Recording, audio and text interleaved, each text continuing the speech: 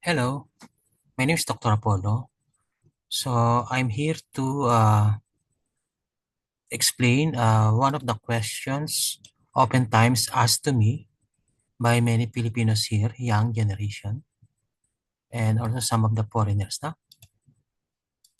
So their question always been why the cost of living in the Philippines is very high. No?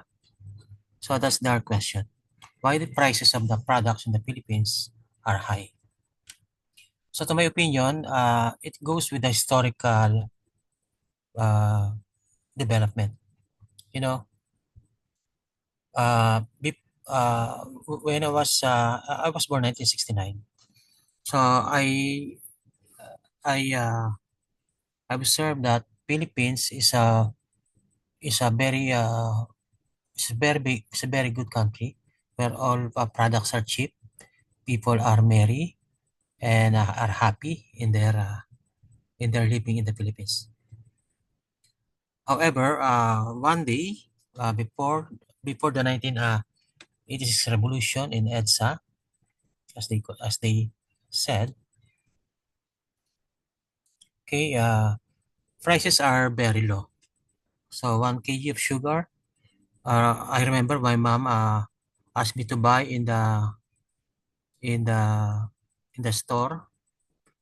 She gave me 2 peso. Then I'll bring the 1 kg of sugar. 1 liter of gasoline that time is 2 peso. I remember that. Even when I was high school then, it's still 2 peso. Below 2 peso is in the 70s now. The rice 1 kg pegged to 2.2 dollar exchange rate, I remember. From two I think 2 peso, then rose to 6 peso per dollar. Transportation fare, I remember, 10 cents. Movie tickets was 25 cents with double picture. No? Soft drinks price then was 15 cents. And there are policies of the government then that all basic commodities are fixed prices. That is, all businesses not allowed to raise the prices. It's a government circular then of the President Marcos. I remember that time. However, when Ninoy died in August 21, because of this some political, too much political in the Philippines. I don't know, too much rally. I even don't understand that. By the way, that time is martial law. Uh, Even 1983 is that is I think Marcos lifted the martial law that time. So outright, all prices when he died, no, all prices went up. And then President Cory that time have a campaign of civil disobedience, and then all businesses follow follow him. No? Because President Cory is a family of businesses from the business sector. No? So the Philippine Constitution Charter inserted, they changed actually the Constitution. The 1973 Constitution were changed. They included the phrase like privatization, the regulation, and import liberalization. Privatization means the government allowing the selling of all properties owned by the government. Privatization. The regulation means the control of all commodities now are the regulated before it's regulated. So businessmen cannot raise the commodities of prices like coffee, milk, sugar, anything that is used in the staple food, no? Before it was regulated. But the regulation means they remove the control of the government. So all businesses that time can increase the prices of almost all everything. So this one, the regulation, help to increase the prices.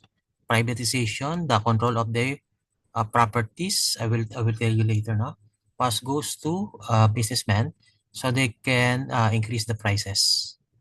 And then the import liberalization. Before we are collecting tariffs, ad valorem tax, duties from the importers.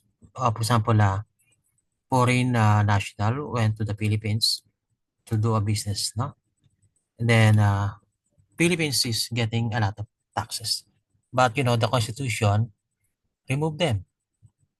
So we lost our income. Okay, all the properties were sold out like PLDT, Meralco, Napocor, even our highways. Before there is no toll fee, and even water where there are sold. Before we are paying only 5 peso per month.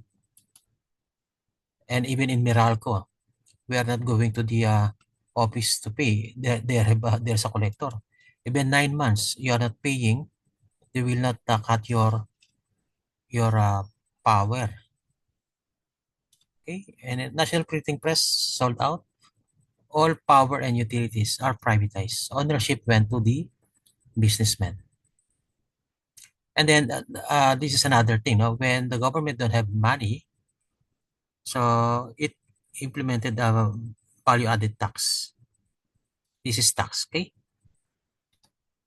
Were implemented. So 5% Tito Cory, then 10% to Ramos, and I think Gloria 12%. No?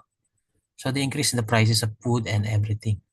So you can imagine, they remove our income from the importer, and then they sell our all properties, and then they remove the regulation.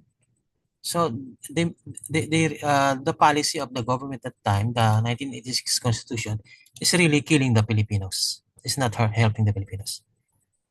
We cannot, because this revolutionary government at the time, so de facto president, he's not a de jure, she is not a de jure president. It was a revolutionary government when that happened. So illegal, no? Anything they can do because it is a revolutionary government. Yeah, there's a civil war that time. No? And then the tariffs and levies were removed. No? We lost income from the importers. So you see, all our past president, they don't remove this variable. So our income is stable. But uh, when Tita Cory went into power, she removed all these things. And then in 1986, America offered to write off our debt. But Mrs. Cory Aquino said, no, we can't pay our debt. You see, that time our debt should be zero, but said no. Can you imagine that? Now our debt is 80% of our national budget goes to paying debt service. Can you imagine that? 80% of our national budget. We're just paying for the debt service. When President FBR is selling abroad our properties, no? FBR is traveling 51 times abroad just to, sell the properties. Can you imagine that? How they get earned from the commission. All these properties were invested by the past president for the Filipino to the Filipino. The question is, how come they sold it lament by many? During his time, peso was devaluated to 40. Can you imagine? I remember the dollar at that time is 1:2, 1:6. No? Tito Cory 1:18, but FBR 1:40. You will see that the uh, the downfall of Philippine economy is go below negative, no? Below zero, is on the negative side. So our purchasing capacity, our hopes were dim. Effect most are negative, no, to the businesses, no, because businesses were sold due to the debt that time on banks were doubled because of this exchange rate.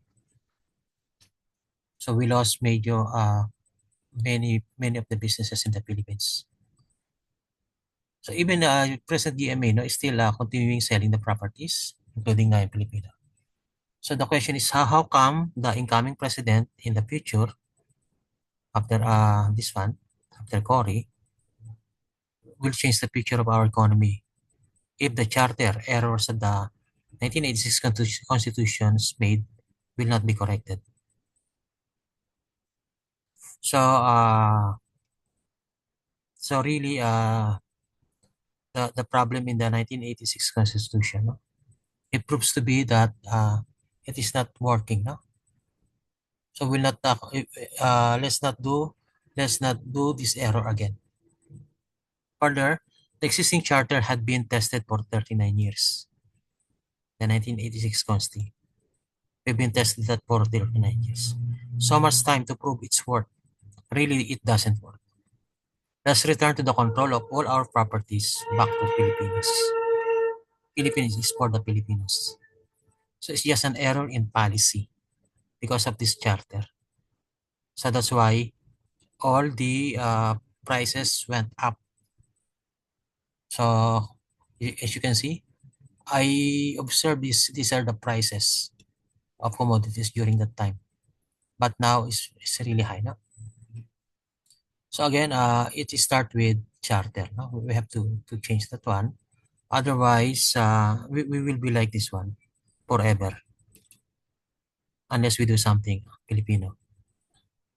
So that's my view. That's my observation. I observed this one. I was born 1969 again. So I see all this kind of things that happens in the Philippines. So it's a miracle. It's now a miracle to live in the Philippines because of this uh, difficult situation economically. So everything lies on the economics. No? So let's have the control of the Philippines back to the Philippines. So again, that's my opinion. I hope this can help you to understand. So I'll see you again later. Bye bye.